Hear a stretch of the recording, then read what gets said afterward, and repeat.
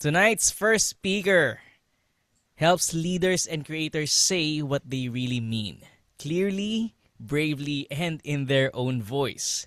He is an author, ghostwriter, and thought leadership strategist who's worked with founders, executives, and multi passionate creators to shape ideas into messages that move people.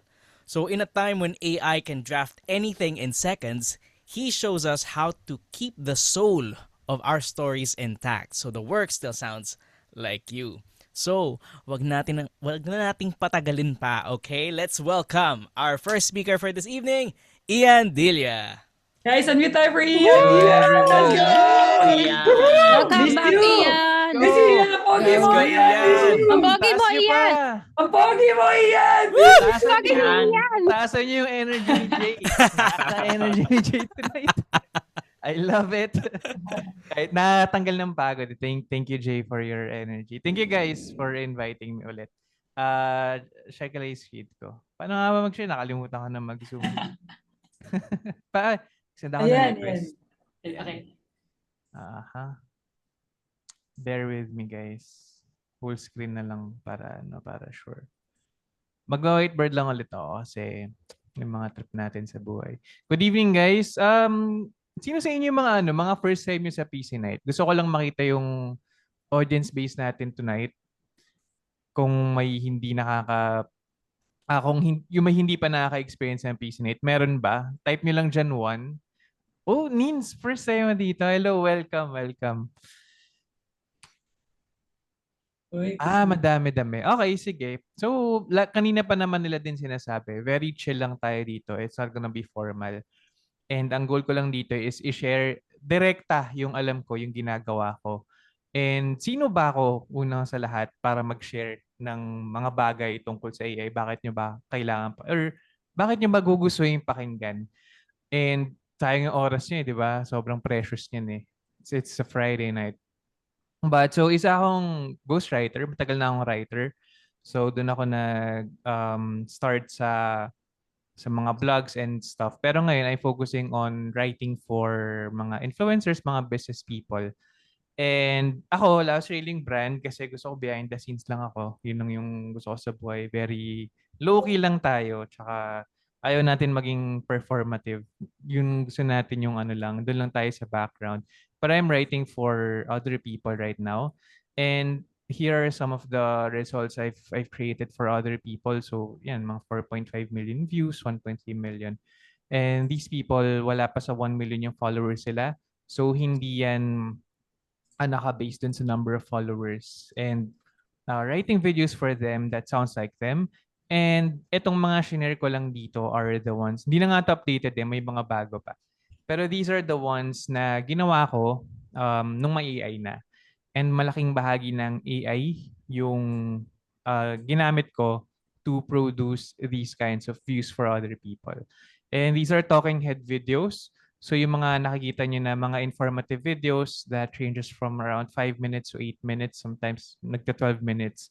So ganun siya. Educational videos, hindi nila kailangan sumayaw, hindi nila kailangang mang-prank to do all of that. These are all long-form educational videos. So you can get those kinds of views with long-form educational videos. And not just one time, you can do it again and again.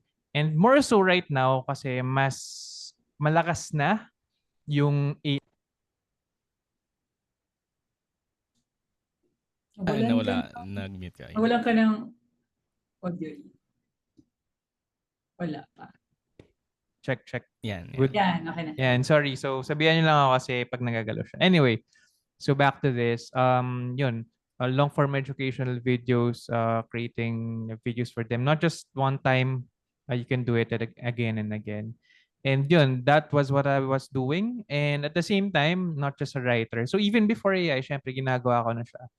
But when AI became mainstream, mas ginamit ko na siya. But even before pa lumabas yung ChatGPT, which we all know, yun yung nagpa-mainstream sa generative AI na ginagamit natin.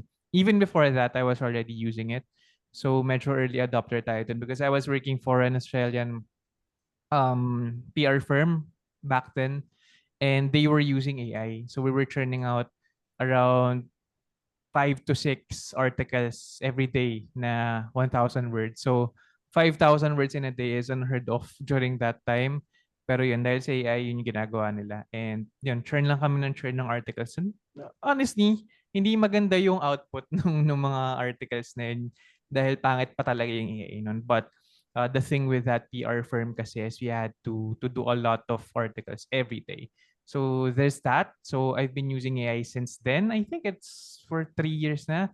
Basta kung ilang taon si ChatGPT, mas matagal na ako gumagamit ng AI up until today, and I use it almost every day with all of the projects that I get my hands on. And another thing that is more relevant to what I'm gonna tell you today is kasi ang dami kong nakikitang ano ngayon sa dami kong nakikitang mga misconceptions and mga nagiging pet peeve ko siya because I know what's really happening behind the scenes. So bakit ko alam yung what's happening behind the scenes? Naintindihan niyo ba to? Ako kasi hindi. Pero last year, around September then the same time, nag-work ako for 6 months for paano ko ba matatawag yung company na yun? Because they're relatively new. Actually, hindi sila new, pero yung ginagawa nila is relatively new. They were based in the Netherlands. Tapos, I was hired to become a lead writer. Tapos, I was handling around 30 writers, mainly from Australia and New Zealand. Tapos, some Filipinos. Siguro mga 2 lang doon, 3 Indians, ganyan. So, what our team was doing was we were training large language models. So if you're not familiar with AI slang, yung large language models, yun yung parang language that's kunyari sa mga software, kunyari sa mga website, Java, JavaScript, all those things, those are languages. So sa AI, meron din ganun na iba-iba yung language, but mostly they're large set of numbers and letters or whatever. Kaya large language model sila, and yun yung nagiging basis ng AI. Later on, i-share ko din sa inyo bakit large, bakit kailangan large. Kasi very important yun sa understanding natin ng AI. And dumating tayo dun sa point na sobrang hype ng AI, sobra-sobra na we were thinking of things na kayang gawin yan ng AI, pero hindi talaga. Sobrang pangit ng resulta. And this is what we did to train large language models. Yung mga companies, lumalapit doon sa company na yun. Tapos nagbibigay sila ng mga dataset. For example, the company is focusing on siguro yan, statistical models. Yung AI nila, ginagawa nila to help statisticians or mathematicians or regular people to do like statistical models na abot kamay nila. Kasi yun yung ginagawa ng AI eh. Inaabot sa atin ng AI yung mga hindi natin magawa on our own. So parang pinapahiram sa atin ng AI yung capability na yun. So they're giving us these mga graphs. It ranges, sobrang layo ng range eh. There was a time ang ginagamit lang namin are pictures, merong videos, ganyan. But there was a time na ganito yung mga ina-analyze namin na what we do is we make up questions na ina-assume namin na okay, pag itong picture na to na nakita niyo sa screen ko, pag itong picture na to in-upload ko sa isang AI model, tas magtatanong ako sa kanya. Kunyari, what intersects in the x-axis of 300, blah, blah, blah, ganyan. Tas ngayon, gagawa kami ng answer na yun yung ibibigay ng AI. So kung paano siya sinasabi ng AI, kami yung nagte-train nun kung paano sumagot yung AI. And yung mga large language models na ginagamit ng main ng mga AI platforms, malamang naging kliyente na namin. So kung paano sumagot si ChatGPT, kung paano sumagot yung mga logos na pinakita sa inyo kanina, kung paano sila sumagot, ang basis nun ay yung mga ginagawa ng team namin. Kung paano yung sentence, paano yung word composition and everything. And that's a very important distinction sa understanding natin ng AI. Tingin kasi natin sa AI na may sarili siyang utak. Kasi artificial intelligence.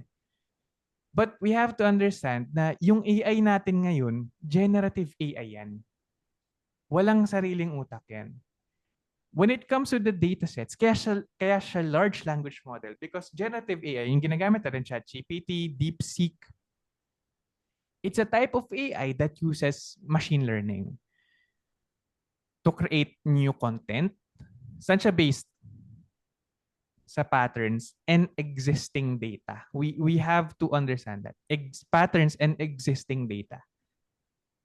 AI cannot create anything out of thin air. Wala siyang creativity. It has zero creativity.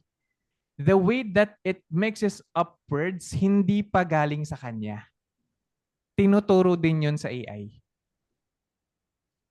Kaya, ang nagiging pet peeve ko recently ay yung mga teachings na bigyan mo daw ng role yung AI because it doesn't work like that.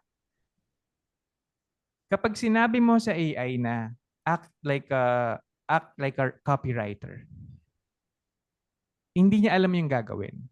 Because there are millions, maybe there are billions of articles of resources online that tells you kung paano maging copywriter. And sino sa inyo, type nyo 2, naka-experience na nang nag-hallucinate yung AI sa inyo, nag-make up siya ng information.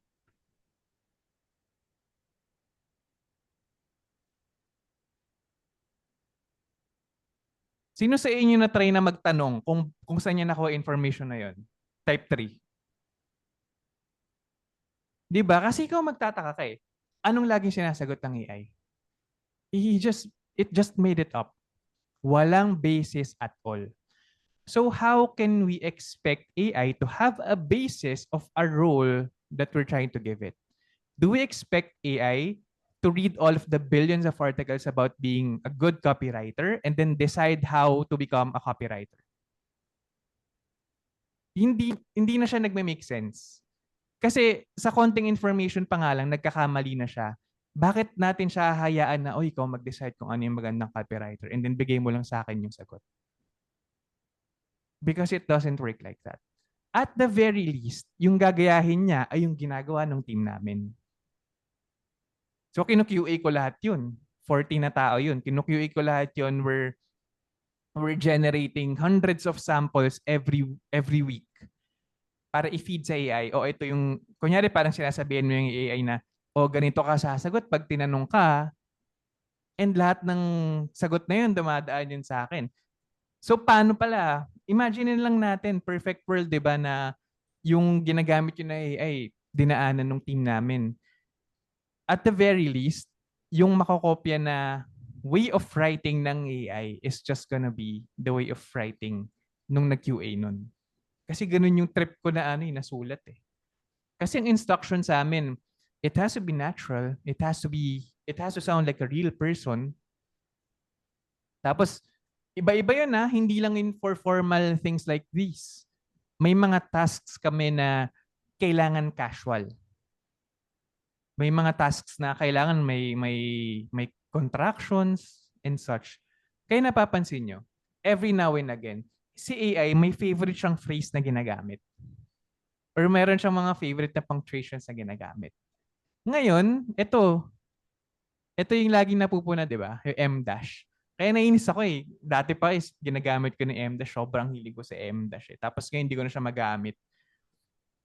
Every now and again, meron siyang favorite. Bakit? Dahil nga tinetrain siya every now and again. Every now and again, pinifeed siya ng new information how you're going to answer certain questions. Nung early days, in the realm of mga ganun-ganun ngayon, sobrang hilig na AI sa more than X, it's gonna be Y. Or it's not just this, it's also that. So dahil yun, mayroon siyang pinagbabasihan ng mga finifeed sa kanya na mga how to answer. So may nagtitrain kay AI. So yung pagbibigay ng role is not gonna work. So ngayon, paano natin gagamitin yung AI as a advantage natin bilang content creators? Pero bago tayo pumunta doon, tanungin ko lang kayo, curious lang ako kasi nabanggit ko yung pet peeve ko Sino sa inyo yung ano yung mga pet peeve nyo sa AI? Lalo na pag content creator ka tapos may experience ka with AI, nahahalata mo na pag may post dyan, pag may content dyan, tas may isip mo, AI yan. Tas medyo nagkikringe ka kapag nakikita mo. Ano yun sa inyo? Lagay nyo dyan sa chat. Ako ang pinaka pet peeve ko ngayon, honestly, yung AI videos na trying to pose as the person. Kunyari gagawa ka ng AI avatar mo. Tapos, yun yung magsasalita for you. Tapos sobrang halatang halata na AI siya. Tapos nalilate yung buka ng bibig. Sobrang monotonous ng tunog. And napapansin ko, ang gumagamit lang nun na effective, ewan ko kung effective, ang mga gumagamit ng nun usually ay yung mga nag-offer din ng products or services na related sa AI. So hindi siya usable talaga in real market situations. Kunyari, isa kang insurance agent na you will try to sell insurance products or you will try to set appointments, tapos ang content mo AI self mo. Wala pa tayo sa ganung level eh. So nagiging ano ko siya, so nagiging pet peeve ko siya na parang ino-overhype yung ganung klase ng AI. In the first place, ginagamit lang siya sa marketing para yung nag-market, okay, singilin kita, gawan kita ng sarili mong AI na ganito. Pero kapag in-apply mo na talaga in real-world situations, it's not gonna work. Because AI right now, at its very most usable form, is just to be our personal assistant. So, ako, I have all the rights siguro para maging super duper hyped sa AI na sabihin ko, this is the future because it has helped me so much in my work. So ang dami kong nagagawa ngayon na hindi ko ma-imagine na magagawa ko before ng sabay-sabay.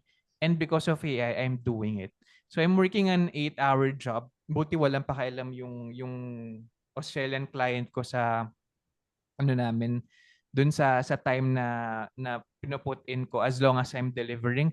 I'm working at the most siguro mga 2 hours a day dun sa main job ko na yun. So I'm also doing other things. So pwede kong i-hype ng AI, sige, gamitin natin yan, blah, blah, blah. But it takes so much effort for it to reach that level na na-automate mo na siya. And kaya gusto ko yung tagline dito sa PC Night na to. And na-highlight mo yung soul nung ginagawa mo, nung business mo. Every time someone asks me kung ano yung trip ko talaga gawin, kasi ang dami kong ginagawa sa pagsusulat eh. May nagtatanong sa akin, ano ba, gusto mo ba yung script or magsulat ng vlogs? Ang lagi ko talaga sinasabi is to share the message of the person I'm working with or the business that I'm working with. Yun lagi. And it takes a lot of work for you to be able to use AI to highlight the uniqueness of a person, to highlight a message. Kasi, like I said, it checks for patterns from existing data. So for example, you're a content creator and gusto mong gamitin yung AI to write your scripts. Kunyari, doon kahirap sa scripts, gusto mo gamitin yung AI para doon. The biggest challenge with that is your choices of words. Kung ano yung mga kasi yun lang naman yung voice natin eh. Wala naman yan sa tono kung mataas or mababa or mabilis ka magsalita or what. Yung voice ng tao, it's just in the choices of words. It's already proven. And yun yung magiging pinakamalaking challenge mo when using AI. And a lot of people will just use AI to have it write something. Okay, act like a copywriter, write a script for a video about this. Tapos yun na yun. Tapos babanggitin niya. And paglabas dun sa video, wala. Sobrang robotic. It doesn't sound authentic. And yun nga, tapos sasabayan mo pa ng AI avatar mo na hindi sumasabay sa galaw mo. It's so artificial. And you cannot be a marketer that's using AI just for the sake of using AI. That's the worst thing that you can do. Do not ever label yourself as AI powered. Please.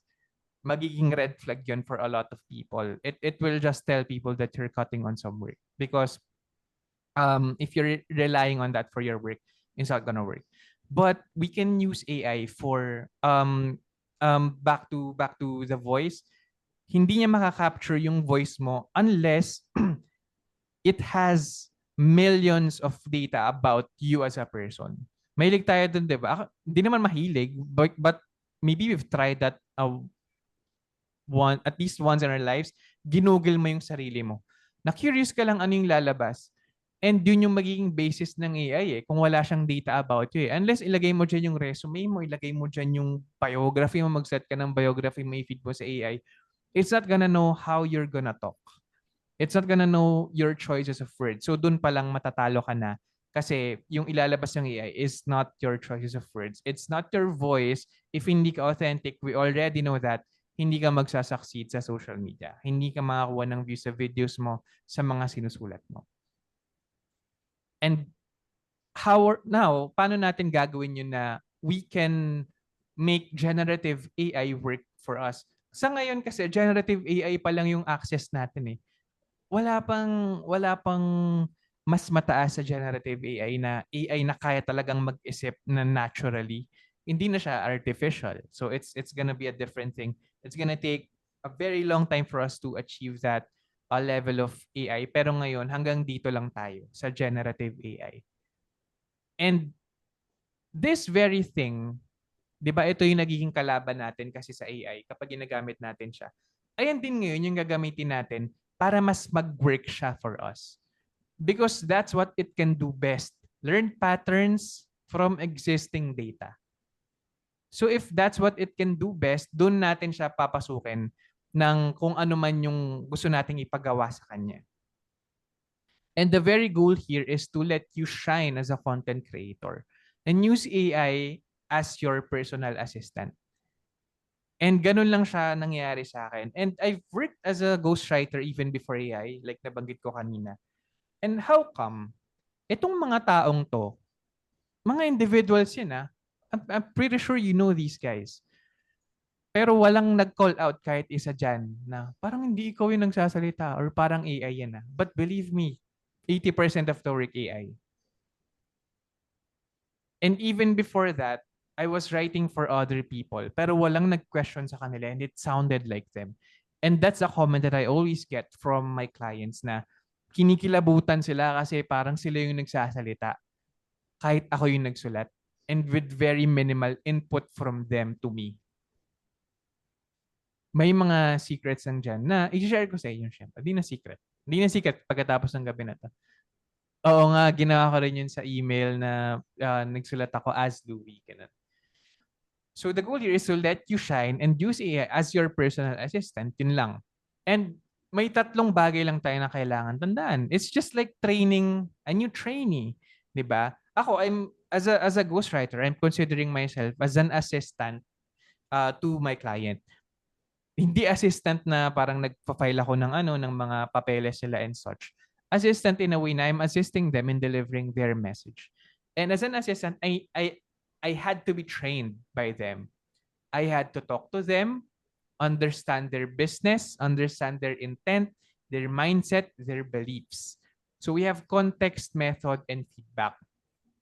And itong lahat ng to ay yung ginagawa ko sa sarili ko whenever I onboard a new client. I get a context of what they do, why they're doing it, their intent, anong gusto naming patunguhan dito, and I always make sure na ako, yung ginagawa ko ay magiging parte ng business cycle niya. Na hindi lang ako sa marketing, I know kung saan pupunta yung ginagawa kong content, alam ko kung saan landing page, alam ko kung yung landing page na ba yun ay pupunta sa isang email, alam ko yung binebenta hanggang dulo. Method. Alam ko dapat yung magiging method ng pagtatrabaho ko with that person. Alam ko yung time na nagtatrabaho siya, alam ko yung working style niya, kung kailangan niya ba ng maraming back and forth, gusto niya ba chill lang. And syempre, feedback. Once I write those scripts for them, feedback. Kasi doon doon ko pinaka maayos na kung may kulang pa ako sa voice na hinahanap ko for them, feedback nila. So pinapasa ko yung mga sinusulat ko, tapos kinokomenta nila. Ang usual na pinapagawa ko is, hanap ka dyan ng mga sentences na you think you would say otherwise in person. Kunyari may sentence doon na pure English. Ay, hindi ako magpa-pure English. Ganito yan. So, yun yung feedback. So, I apply that to my use of AI. Kasi 'di ba sa ChatGPT, nakikita niyo ba pag nag-change ako ng ng tabs? Yan. Kasi 'di ba sa ChatGPT, merong mga individual chats dito sa gilid, right? And lahat 'yan, it's for different clients. Okay? And lahat ng i-chat mo dito, natatandaan niya ni ChatGPT, 'di ba? Na-update yung memory niya. And nagpa-prompt pa nga yan, yung memory updated. So ibig sabihin, every time you send a prompt to ChatGPT, its memory gets updated and it learns from everything na napag-usapan yung dalawa. Kaya nga nauso 'di ba yung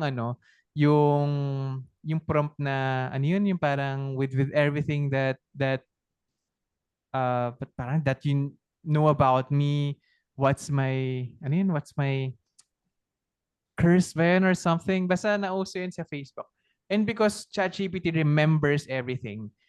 And it's also the same with your brand. You have to use it enough to get to get it familiarized with your brand, with your voice and everything. Pero syempre, hindi mo gagawin yun blindly na sige, chat ka lang ng chat dyan. Eventually, matatandaan ka rin yan, makikilala ka din yan, mananail din niya yung voice mo. No. There are specific steps na ginagawa ko sa unang mga sa early stages ng mga onboarding ko sa mga clients ko, and share ko yun sa inyo. So yun, context, method, and feedback. Sa context, it has to understand you or your persona. So kanina persona lang nilagay ko, pero baka maisip niyo buyer persona. No, it's you, it's your persona. Kailangan niyang maintindihan kung sino ka. So just tell it ano yung mga kailangan niya malaman tungkol sa iyo, your project, what are you trying to do?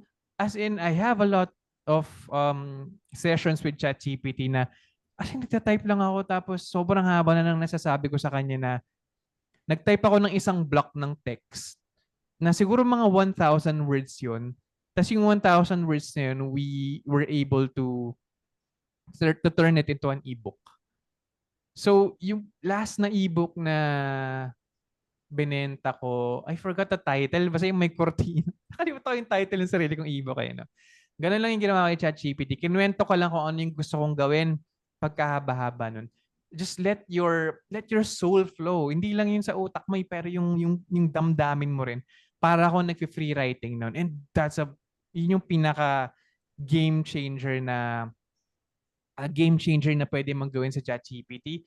Kung dati nagda-drop ka lang ng idea sa notepad mo, try mo i-drop yun sa ChatGPT, and kahit wala kang prompt na gusto mong gawing ebook, baka biglang mag-suggest yan ni ChatGPT, why don't you turn this into an ebook? Why don't you turn this into a course? Diba? Minsan may ganun eh. So that's what I did for that ebook. So the title and everything. Pero syempre marami pang steps. So it has to understand what you're trying to do.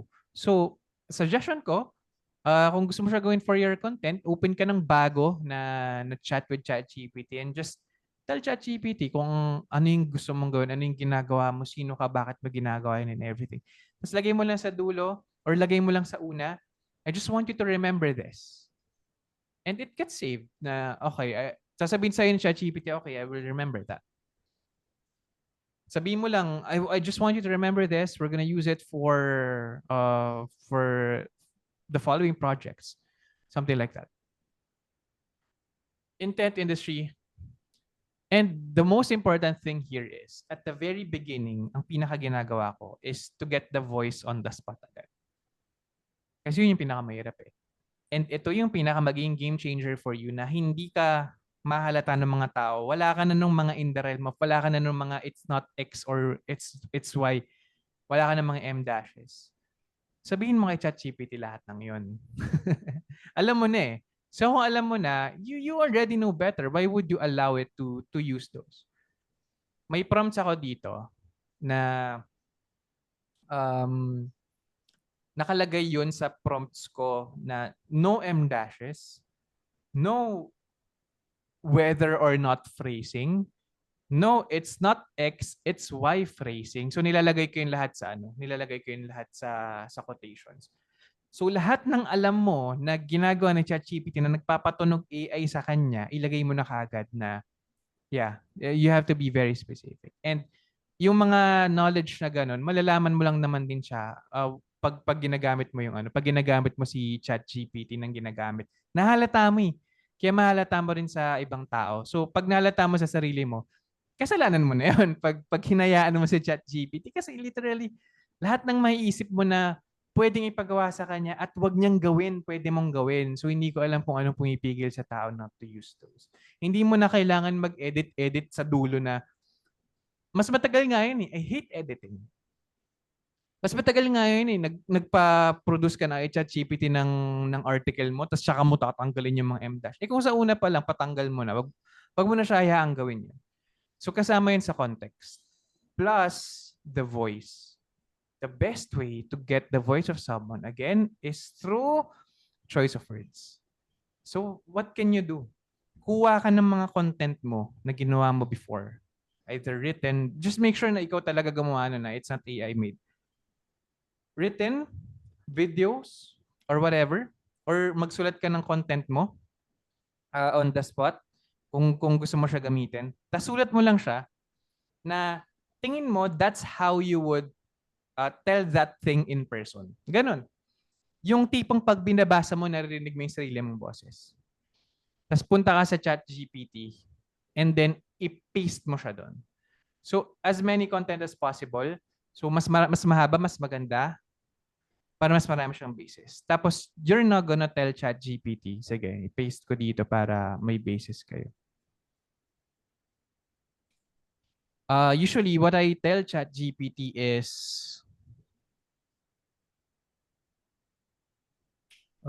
so bara-bara di ba naman kailangan maging perfect grammar kay ChatGPT.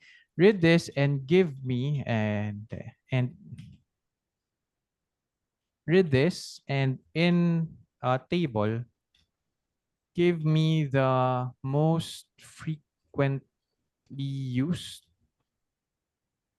words arranged by ang tawag doon? Parts of speech ba yung yung nouns, pronouns? Ano tawag doon, guys? Yeah, parts of speech. Parts of speech? I don't know. Pwede na yun. Di ako nakikinig sa English dati. Ano ba tawag doon? Parts of speech ba yun? Yeah. Yeah, alright. Alright, thank you. By parts of speech. Yeah. So, yan. Ganyan lang. Tapos and then lagay ka ng colon, tapos paste mo yung sinulat mo yung mga nakolekta mo. If it's a video, i-transcribe mo siya. Meron nun sa YouTube, meron nun sa Descript. So hanap ka na lang ng way to transcribe those videos. Just paste mo siya lahat doon. And ChatGPT will give you a table ng mga most frequently used words mo. And lagi ko itong kinikwento na story, pero just to prove the point, I have this friend na nag-away kami nung college. Di kami nag-usap for more than 4 years. Tapos, one Christmas during the pandemic, may nagbigay sa akin ng gift na merong letter. And it was given anonymously. Funny enough, it's a mic. Kasi during that time, na umattend siya nung talk ko about writing. At the start of the pandemic pa to. Tapos akala niya yung mic na gamit ko is yung mic na pang karaoke. Kasi mukha siyang ganun na mic, yung pangkantahan. Pero ano na yun eh, audio technica na yun. Maganda na mic na yun. Pero yun, but he was kind enough to gift me a mic. And Christmas yun, kasi Christmas birthday ko. Kasi tataka akong, kanino nang galing yun? Pinadaan lang sa kapatid ko. And then, binasa ko yung letter. Alam ko na kaagad kung kanino nang galing. Because of the word choices. I hadn't talked to this person in more than 4 years, but I figured him out because of the choices of words doon sa not because of the handwriting, hindi ko alam handwriting niya. It was just the choices of words. You'll know someone based on the choice. And another good story is the wife of the second speaker later. This was during mga 2019 pa when I had this personal brand in personal finance na kinuwento niya lang doon sa GC namin na may nabasa siya habang nagsiscroll siya. Tapos, nung binabasa niya, natutuwa siya kasi sabi niya, ala, ang galing, parang si Ian yung nagsulat. So, parang ako daw. No branding, no names whatsoever. Parang ako daw yung nagsulat. But this was a different person. Tapos, dun sa dulo, may nakalagay, credits to the owner. Tapos, nakalagay yung brand ko.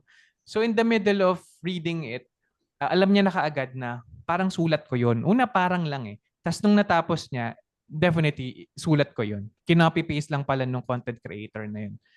Dun sa ano niya. So, walang ano yun it was just written. Wala siyang text lang yun, long form, wala siyang video, walang branding, nothing. So, it's the choice of words. So, do this for yourself and it won't surprise you. Maybe it will surprise you for some choices of words na, madalas pala ako gumamit ng ganun. And hindi lang yan dun sa mga ano pati yung mga fillers mo, pati yung mga definitely mo, yung mga kahit mga Tagalog words mo. So ngayon, it gets saved in ChatGPT and ChatGPT will remember that. Of course, hindi siya magiging perfect. Yung ayan. Pag nag-host kasi wala kang ibang choice kundi what else are you gonna say? Diba? Okay. and yung yun yung gagamitin ni ChatGPT when it writes. And by the way, focusing lang muna tayo on ChatGPT kasi we're focusing on content. And ako yun lang ginagamit ko. I've tried all of the other things but keep the subscription to one. So, okay na yun. Ako ChatGPT lang talaga. And yun yung gagamitin niya. But syempre, hindi siya magiging perfect agad sa una. You still have to correct it. And later on, share ko sa inyo kung paano yung right way of correcting. Next naman natin. So, nakuha mo na yun. Nabigyan mo na ng context sa ChatGPT. Sino nagsasalita ng intent na ng context. Now, the method. So, kung hindi roles yung ipapagawa natin kay ChatGPT, kasi aminin naman natin, kahit makuha ni ChatGPT yung voice natin, some of us, maraming paligoy-ligoy, malabo magsalita, and di ba, marami tayong kilalang ganun na mga tao na admittedly ganun sila. And hindi naman siya kabawasan sa pagkatao mo. But as a content creator, you have to improve your communication. You really have to improve your copywriting skills to hook people in. Because yung views na ito, hindi yan mangyayari if you have good lighting, maganda performance mo pag nagsasalita, maganda yung headline mo, hindi mangyayari yung views na yun pag ganyan. Sa lahat ng platforms, ang views, ang nagdidictate ng mataas na views ay retention, nothing else. If you can retain people, mas ipupush ng platform yung content mo to more people. Ganun lang yun. Wag niyo na masyadong pag-isipan yung statistics. And sa best practices natin, we have to learn how to write well, how to be succinct with your words, how to be straightforward with your communication, storytelling techniques, all of those things na if you just tell those AI na act like a copywriter, siguro ang kokopyahin lang niya na best practice yan is yung maybe yung AIDA method because that's the most popular, yung attention, interest, desire, action. But other than that, wala na. And kung pare-pareho kayo ng ginagawa, act like a copywriter, pare-pareho din kayo ng tunog. Kasi yun lang yung inaano ni ChatGPT act as a copywriter. But on the other hand, there are best practices for what you're doing. Ako, nagkataon lang, writer ako and I write for other people. So alam ko na kaagad yung best practices. Sinasabi ko na kaagad kay ChatGPT yung gusto kong storytelling technique. And I have my own personal storytelling technique na hindi ko i-share sa inyo, not because gusto ko siyang ipagdamot, you can read that in a book, but hindi ko siya i-share sa inyo because I want you to come up with your own. If you cannot come up with your own, if hindi ka batak sa writing, if hindi mo alam yung mga writing principles, alamin mo, de joke lang, magsimula ka na mag-aral, pero there's a shortcut to that. Again, still, use ChatGPT. Mag-research ka through ChatGPT. Pag nagsisimula ka ng ginagawa mo, nag-google ka, di ba? There's a faster way to do that. Ako ang ginagawa ko ngayon, deep research. I'm not sure kung meron ng deep research yung free. Correct me if I'm wrong, pero I'm sure ChatGPT can conduct its own research kahit free. Okay, so walang deep research.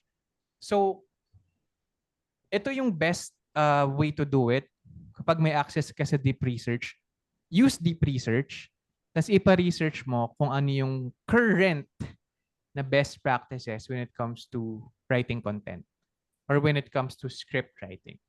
Kasi for example, yung ginagamit ko na technique to write videos ngayon ay nanggaling sa isang libro na ang pangalan ay YouTube Secrets. Nabasa ko yun 2021 pa. So outdated na yun. Huwag niyo na hanapin yun. Marami na akong ina-apply dun ngayon. Marami na akong ina-apply ngayon na nakuha ko from other resources. But yun, use AI as well para hanapin yung mga best practices of the current times. Tapos doon siya magbe-base ngayon. Kaya pag nagpasulat ka, kasi 'di ba pag sinabi natin ng rules lang, hindi natin alam kung saan niya kukuha yung information na 'yon. But if you ask AI to do a research, you can read the research. If it makes sense to you na, oo nga, kaya pala nakaka-hook yung mga ganong video. Ngayon, alam mo na. 'Di ba? Hindi ka lang nakapag-update ng memory ng AI, nalaman mo, nakapag-update ka rin ng memory mo. And that's the best thing. Pareho kayong nag-updatean, 'di ba? Tapos, ngayon, magagamit mo na siya sa AI or sa iba mong projects. You don't have to do the research again. But if hindi mo alam, ipagawa mo ulit kay ChatGPT. Lahat ng maiisip mo na magiging blockade sa gusto mong gawin, as long as hindi mo siya i-shortcut, pwede mo siyang ipagawa sa AI. So, ganun ka dapat mag-isip, assistant mo siya. Assistant mo siya dapat na, medyo wala akong time for this, pagawa ko sa kanya. And yung na-highlight, yung ikaw, yung alam mo rin. Hindi yung na-caught off guard ka na may pinost ka, tapos pag may nagtanong sa'yo tungkol doon, di mo alam yung isasagot. Kasi di mo rin alam. Or kapag pinasulat, or kapag gumawa ka ng content, grabe yung content mo, sobrang talino mapakinggan. Ang ganda ng mga words na ginagamit mo. Tapos pag kinausap ka in person, you never use those words. Diba? Ang pangit nun. So yung social media presence natin is only a reflection of our true selves. Kapag hindi, alam ng audience yun. Kahit ikaw di ba? Kapag nakakapanood ka ng mga fake na content creators, alam mo rin eh. So yun yung best way to do it. Use the best practices. Kung meron ka ng alam, yun yung ipagawa mo sa AI. Kung hindi mo pa alam, ipa-research mo kung paano yung best practices currently. Kasi pag nag-research nga tayo, di ba, hindi pwedeng outdated yung research. Even with doing the best practices. Sure, meron mga timeless, pero kaya din naman alamin yun ni ChatGPT kung yung mga timeless na mga principles na yun are still applicable today. Or if you have a book na gusto mong ipa-research, sabihin mo kay ChatGPT, give me, ito, favorite ko na prompt to eh. Give me an editorial guide for script writing based on the book On Writing Well by William Sinzer.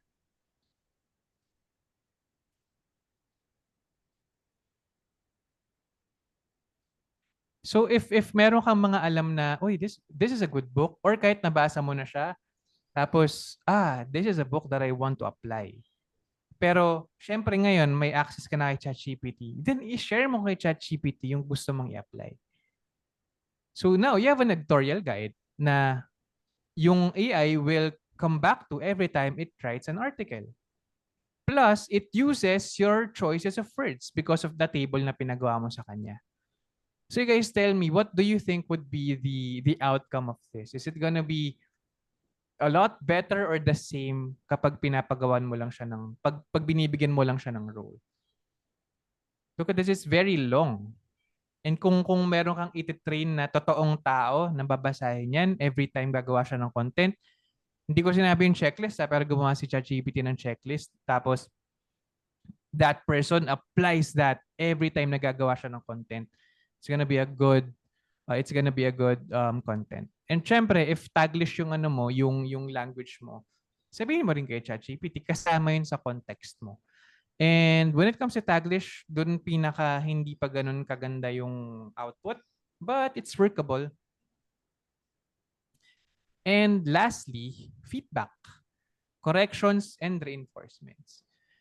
Ang lagi nating nakikita ng mga advice is i-edit daw natin, di ba? I-edit natin yung ibibigay sa atin ni ChatGPT na output.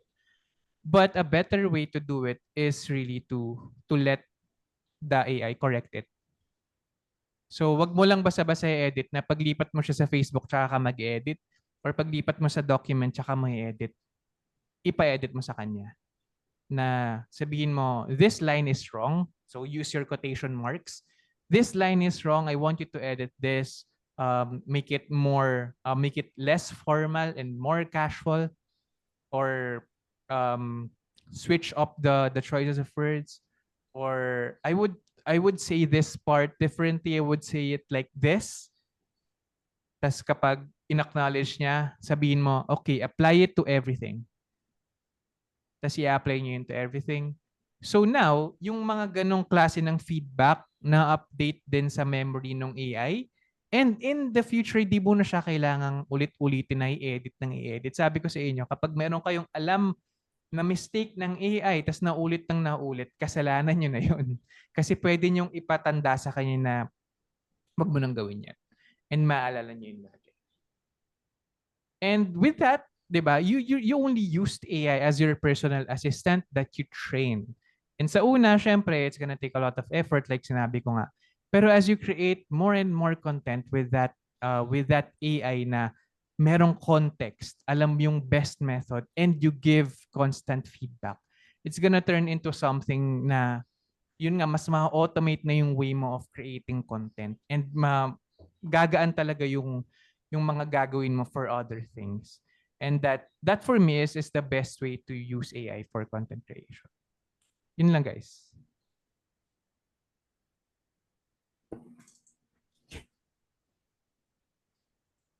Wala kaming masabi. Sorry, mic drop. Wait lang, guys. Paano naman tayo for Speechless. Ian?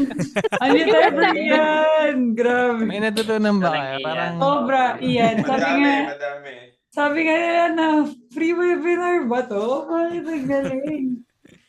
Ian, sobrang value. Thank you, guys. Unmute tayo, please, for Ian. Let's go. Thank you, Hey, Ian. thank you, Ian. Solid. Share ko lang din. Alam mo si Ian, di pa uso ChatGPT. Sobra niya nag-geek out na siya about that. So sa kanya una nalaman yun. As in, by that time, medyo pro na siya gumamit nung nagsa-start siya na para mas marami na yung gumagamit. So, ang yeah. galing lang kung gaano grabe yung pag-evolve din yung how you use it and yung take mo on it. Kaya sobrang valuable. Thank you. Ano pala, guys? AI lang ako, di ako totoong tao. Joke. Ian si Ian. Actually, Sabi si kasi Ian tulog na. Sabi Gato kasi na. ni Ryan, thank you AI, Ian. Yun pala yung yun pala yung plot twist. AI lang ako. Solid. Amazing. Maraming salamat, Ian, sa pag-share ng iyong wisdom at knowledge. So, let's open the floor for questions. And if merong gusto mag-honor, yeah, the floor is yours. Raise lang kayo ng hands, unmute. Let's go. Pagkakataon nyo na to, libre to, di ba? Tanong lang kayo, guys. Grabe na. Go. Si mo honor. Your honor. Your Honor. Ako talaga Your Honor. Ako na lang mag-honor. Ako na lang mag-honor. Hi, Ian. Thank you so much. Sabi dito, gusto ko lang i-read. Di daw gold nuggets yung binigay mo, kundi gold bars. To, di ba? Nice. So, level yung well, always grateful ang kami na pagka nandito ka sa PC Night kasi iba-iba din yung mga knowledge talaga na binibigay mo sa amin, and super muntik ko na kasing gamitin na act as Louie Baarde instead of act as copywriter. So buti kinorek mo kami doon. And act as Louie Baarde, si Louie Baarde na pala yan ko. Pero ayun, super So, ang daming sinulat, ang dami ko nasulat, pero wala akong masabi. Pero super amazing. Super amazing mo, sinabi ko na rin dito sa akin. Super amazing mo and salamat sa generosity as always. And ayun, abangan namin uli yung pagbabalik mo. Hindi pa umalis, pero Pagbabalik. pinapabalik na agad. O, di ba? Umalis, pinapabalik Ayan. na. Thank you so much, Ian. Salamat sa napaka-generous at sa wisdom na lagi mong sinishare sa Passionate Creators. Thank you. Thanks, IC. Nice one. Again, unmute lang. See? Okay, sino pa guys? Mga Ako AI talaga. ata yung kasama natin. Communication ko. Lal. Ako. Gusto ko lang mag-thank you, Ian. Lagi sobra sa generosity.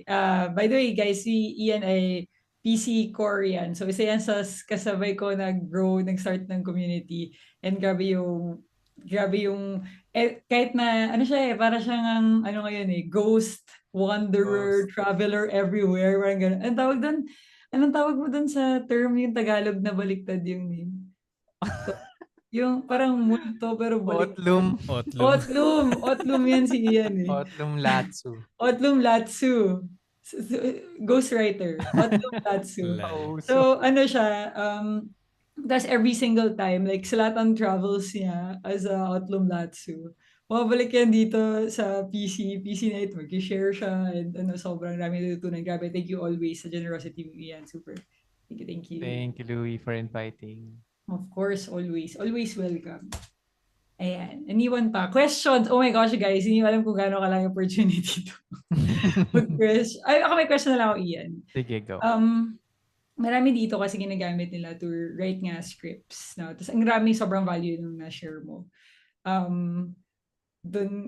Paano yung parang concept, di ba pag nag-brain dump through yung transcription, ganyan, kasi gusto mo yung brain dump lahat ng gusto mong sabihin.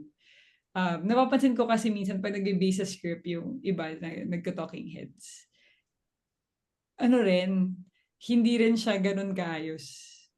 Yung parang, sabi ko minsan kulang sa intention, ano ba yung gusto sabihin, or minsan sobrang over-comprehensive and all.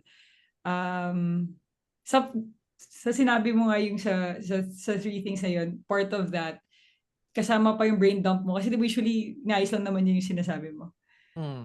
Everything na sinabi mo. So, hindi ko alam kung paano, is it parang maganda na meron, yun nga, custom GPT na lang for that, na gawin nila for themselves, for like regular, especially short form kasi mas compressed, kunwari. Or is it like, may way ba to yung better prompt for that, kumbaga. For ano specifically, yung brain dump part, like Oo, parang nag-brain dump sila ng something, draft- just they want to turn it into writing, parang ganon. Yes. Tapos they want to turn it into a script na may certain flow. I see.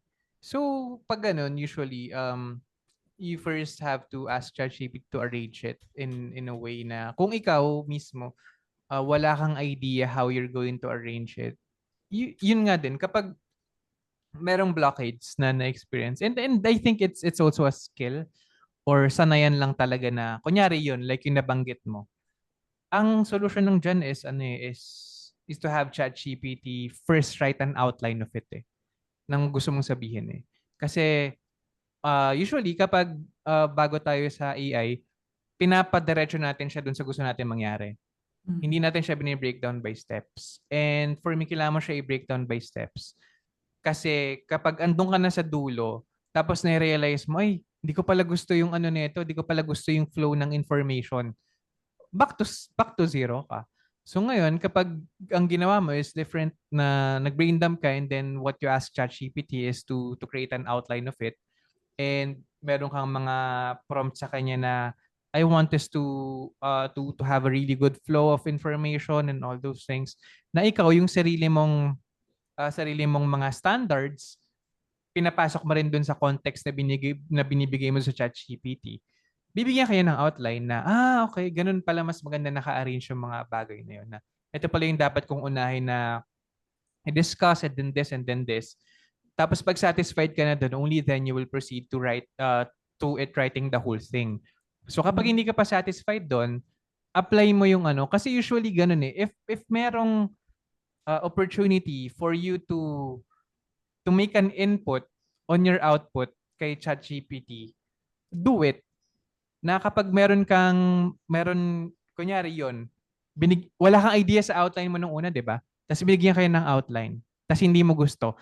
Pero, dun sa binigay niyang outline, nagkaroon ka ng idea na, uy, nga, no, okay yun na, pero mas maganda sana kung ganito. So, sabihin mo yun ulit kay ChatGPT na, i-ano mo siya, na sabihin mo siya kay ChatGPT na, make this section first, ganyan, tapos ganito yung pagkakasunod-sunod and then such, ganyan. Ganda yung part by part. And pag gusto mo na siyang isulat, ito ang pinaka-suggestion ko din, section by section. So when you write scripts kasi, when I write scripts, I write hook, intro, story, conclusion, outro. So kapag nagpapasulat ka kay ChatGPT, unahin mo yung hook muna. Tapos yun yung trabahuhin nyo ng hanggang satisfied ka na with your hook. Tapos siya ka mag-move on sa next. Never ever have ChatGPT write the whole thing at once, lalo na kapag mahaba yung gusto mong ipasulat. Kasi pangit yung maging output. Tsaka mas may control ka with the flow kapag paisa-isa siya. Na ako ang pinaka-importante kasi sa akin, yung jump mo in between sections na paano niya ita-transition yung idea from one to another. Especially when I'm writing videos, kasi ang hook ko is nagre-raise ako ng burning questions at the very beginning na parang planting seeds of curiosity sa mga tao na, kailangan ko malaman yung sagot dun sa tanong na yun. So yung mga sections ko, kailangan nagta-transition siya into the newer sections. And pagkatapos niya sa isang section, pag nasagot ko na yung first question, I'm gonna raise another question dun sa dulo ng first section na yon na ma-entice siya to keep watching para masagot yung tanong niya dun sa second question. So kapag pa isa-isa mo siya pinagawa kay ChatGPT, mas may control ka dun sa mga in-between na yon. And yun yung pinaka-importante kasi with that. Para sa retention. Maganda, totoo, no? Mag-start ka with the hook, tapos develop mo yung sa intro, and then kaysa isang bultuan. Ang ganda lang, sobra. Kung mag-brain dump ka man, okay, hanapin mo muna na yung hook dito. Anong tingin mo? Then, exactly, yun. That's another thing, no? So, if you have a brain dump, ito, medyo hindi na to AI, ano na to for writing na to in general. If you have a brain dump, find the 3 things dun sa brain dump na yun na tingin mo magiging sobrang interesting para sa mga tao na pakinggan. So you have this one main thing. What are you going to talk about? But with that main thing, with that topic, ano yung 3 bagay na yun na kapag tinanggal mo dun sa information, hindi na magiging valuable yung information na i-share mo? Or ano yung pinakamalakas na information dun sa mga i-share mo? And then use that as a hook, as your hooks. Yung iba, kung medyo beginner ka with writing, pwede mong gawin yung mga ginagawa nila Darbs na dire-diretsong 3 questions. Ano yung pwede mong gawin sa ganito? Ano yung ganyan sa blah, blah, blah, and ano yung ganyan sa blah, blah. But if you're more creative as you write more, meron ka ibang way to do that, ibang way to para ipasok yung mga questions na yun. For example, did you know that I like tripled my sales by doing half the work? So something like that, yung mga ganung hooks na andun sa una. And then once you have those hooks, tsaka mo ngayon bubuuin yung body ng content mo. Kasi ang goal lang naman ng body is to answer the hooks eh. Yeah. Ang pinaka-important sa isang video are the hooks. Kasi pag hindi ka naka-hook, wala na. So hindi masyadong, syempre importante yung body, pero ang magiging goal lang talaga nun is to answer the questions that you raise, or kahit hindi questions, to deliver on the promise of the hooks. Yes. Yun yung purpose ng body. Kaya ang ganda na hindi mag-matter yung body mo kung hindi naman sila talaga na-hook. Yeah. Kahit gaano kaganda yun, Yes. yung body, hindi siya masyado talagang ini-edit, sa totoo lang. Nice. Ayan, may questions daw. Ayan, si Jay. Kina-clarify lang ni Angel yung sa... so basically, yung sinabi ni Ian is dun sa pag-script mismo, kailangan i-breakdown mo na yung method mo nga sa number 2 para dun niya maka-customize mo na siya from then on. Hook, intro, story, then outro. I think, Angel, Yeah. kailangan attend ka ng mga workshop ng PC. For content creation, ayan. And then, Pero, ma-deep yeah. dive natin. Pero go, Ian. Sorry. Pero for Angel, yes, it's hook, intro, story, tapos yung outro. Pero yung outro, usually call to action or usually parang ako kasi malig ako sa mic drop moments lahat ng mga clients ko kailangan may ganun na yung parang ang gusto ko lagi ni-imagine pagkatapos panoorin yung content, yung parang mapapatulala ka sa hangin. Kahit yung content mo tungkol sa business na sobrang boring. So, parang may ganun akong and personal challenge ko yun sa sarili ko eh. And hindi ko alam kung gano'n siya ka-importante, but I think it makes people keep coming back to your content kapag may napa-feel ka sa kanila. Kasi iba yung meron kang na-share na knowledge sa kanila na lumaki yung utak nila dahil sa'yo. Pero iba din yung may naparamdam ka sa kanila eh. Kasi minsan yung pakiramdam na yon hahanapin nila yun habang nagsuscroll sila. Tapos maalaala ulit nila kung kanino nila naramdaman yung pakiramdam na yun. Tapos tsaka sila babalik dun sa account mo. Tapos tsaka sila magpa-follow. Good. Love that. Ang ganda. Thank you so much, Ian. So, Angel, abang ka mamaya may share si Louie. Okay, may question si Isa Matula. Sabi, paano po if bumagal na yung thread with ChatGPT sa sobrang dami ng entry? Anong best to do on this? Who Hi, else? Isa. Andiyan ka pala. Actually, I'll be 100% honest. I've never, hindi naman never, no? Na-realize ko lang. Kasi nung binabasa ko yung question, naisip ko, hindi ko na-experience yun dahil ba naka-plus ako. Pero naalala ko, kanina nga lang, na-experience ko siya. So, wala akong sagot kasi wala. Ano lang. I also deal with the same problem. I just wait. Yun yung mga bagay na wala na sa control. I just wait. Habaan ng pasensya. Ganun. Yeah. Okay. Tanong ni Kay, 3 books na recommended para sa gustong gumaling magsulat ng thoughts. Oh. So, on writing well talaga, William Zinsser, yun talaga yung number 1. Pero, tinatype ko para ano. Ayun talaga yung number 1. Pero, ang pinaka-suggestion ko is read books. Read a lot of books. Mostly books talaga eh. Na until you find something na gusto mong binabasa, until you find an author na gusto mong binabasa, and then para sa akin kasi yun yung nakaka-inspire to put down your thoughts on paper na wow, this person so elegantly verbalized or parang na deliver yung idea niya and this way, and nai-inspire ako doon para i-deliver yung idea ko na ganun din kalakas. Tapos na hindi lang siya kinokopya, parang ano lang, parang trying a lot of things with your communication din. And ano yan eh, basta wag ka lang matakot na magtunog cringe. Kasi hindi mo mahanap yung way mo of communication if you don't try those things eh. Unless na ibuka mo yung bibig mo and marinig siya ng ibang tao at marinig mo yung sarili mo na sinasabi yun. Hindi mo alam kung magugustuhan mo ba yung bagsak ng information na yun eh. And ako personally kasi, I just write a lot of things, kahit mga personal things, mga opinion on social media. Sinusulat ko lang talaga. Syempre may mga hindi ako sinishare. Pero sinusulat ko lang talaga and I check how people would receive it. And I check not because I want their gusto ko ng validation nila. I check just because I want to see how other people will take it.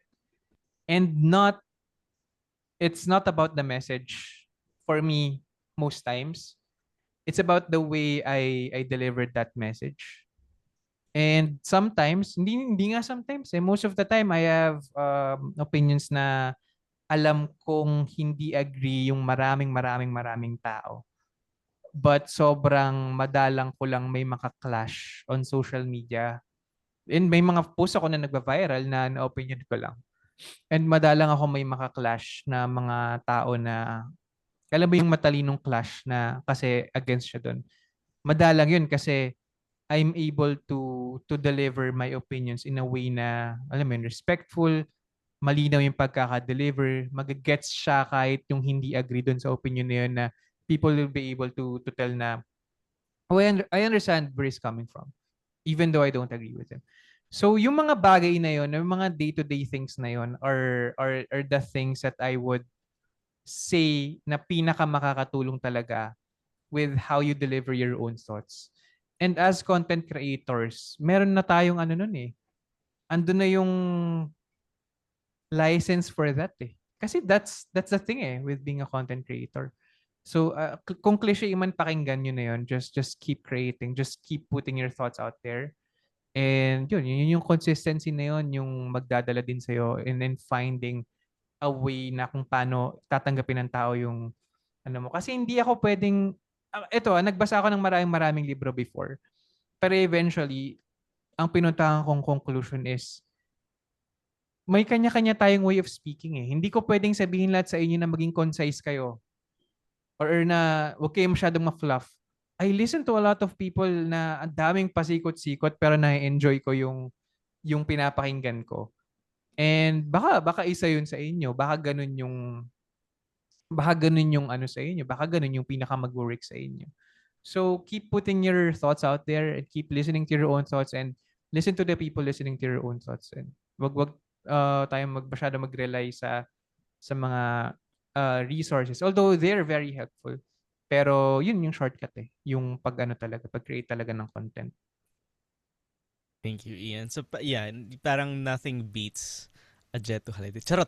Nothing beats yung Jet actual... to Nothing beats yung experience na you're actually doing it. Kasi doon ka talaga matututo at ma-apply, di ba?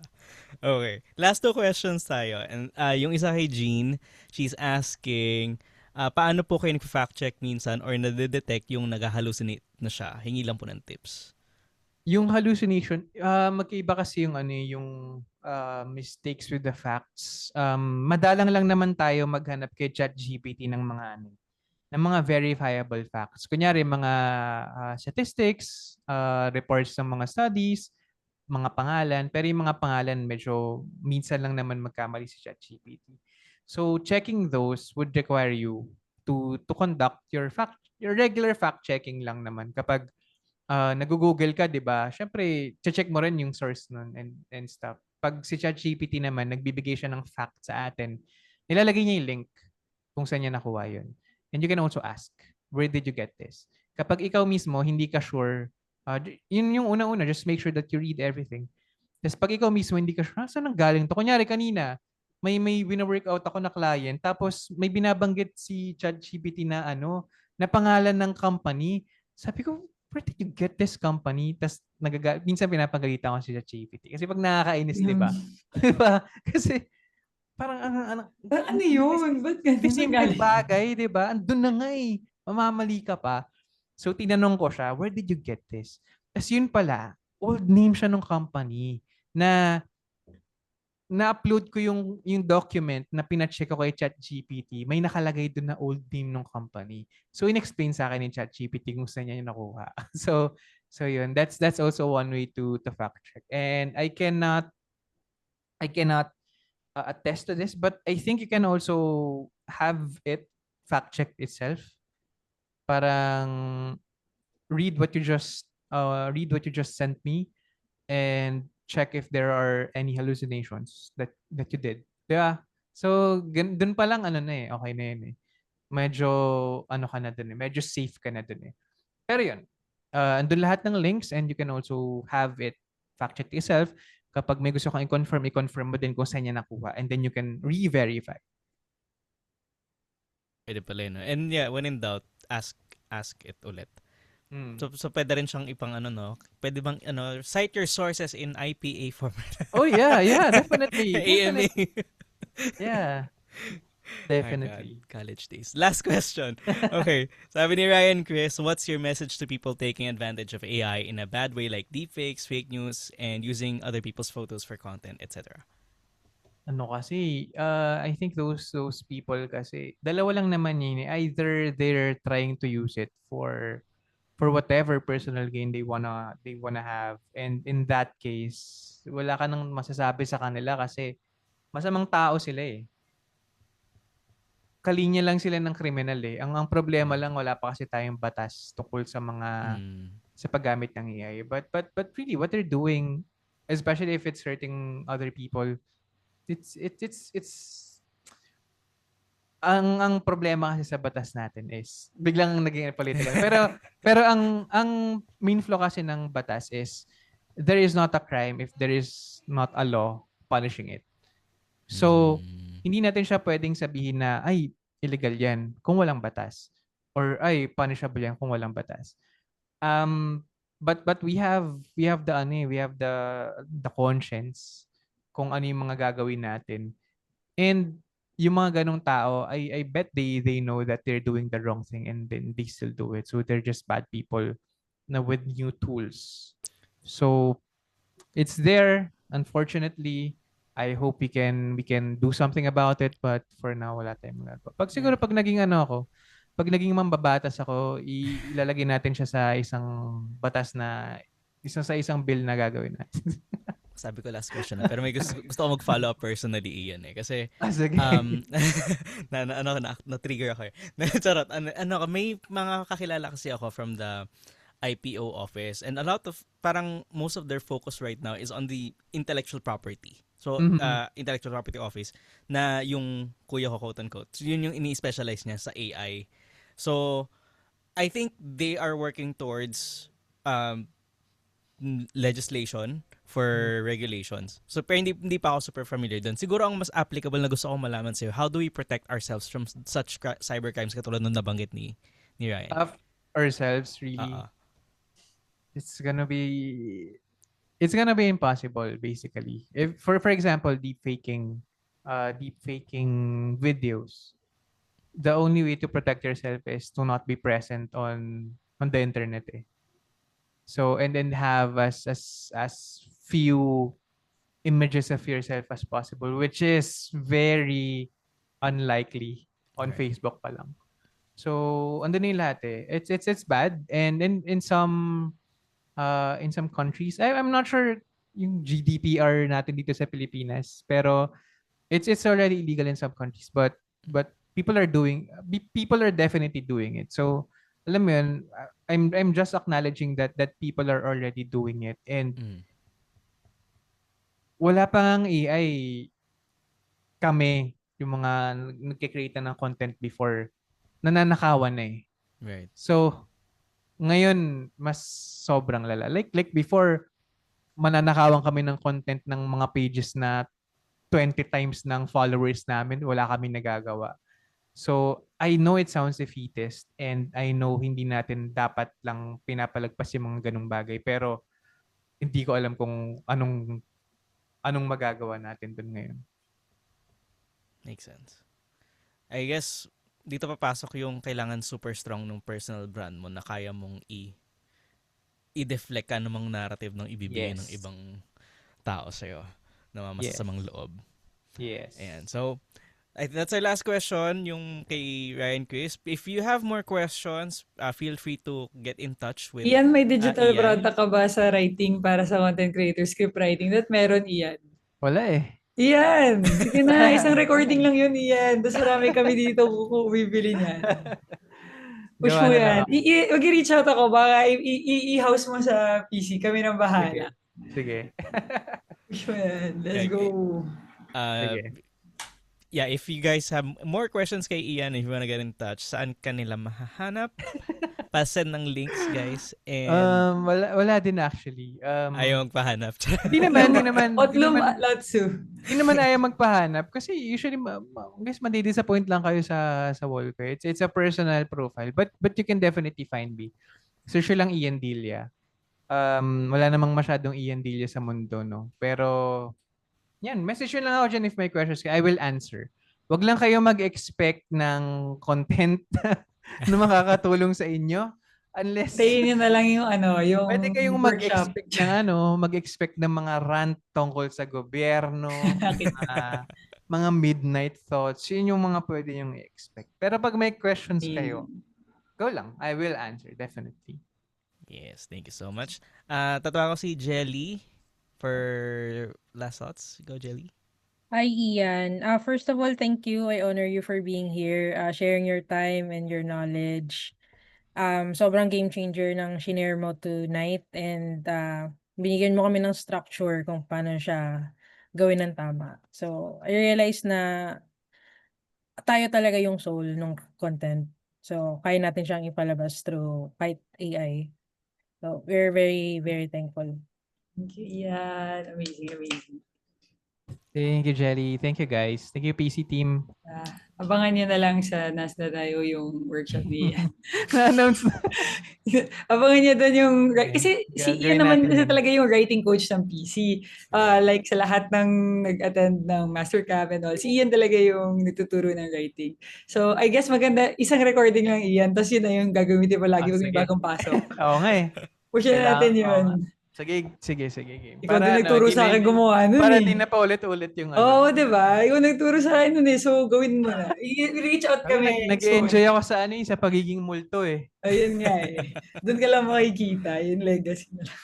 Thank you, Ian. Thank you, guys. Ayan. Alright. Ayan. Good evening. Charot. Bumalik sa ano.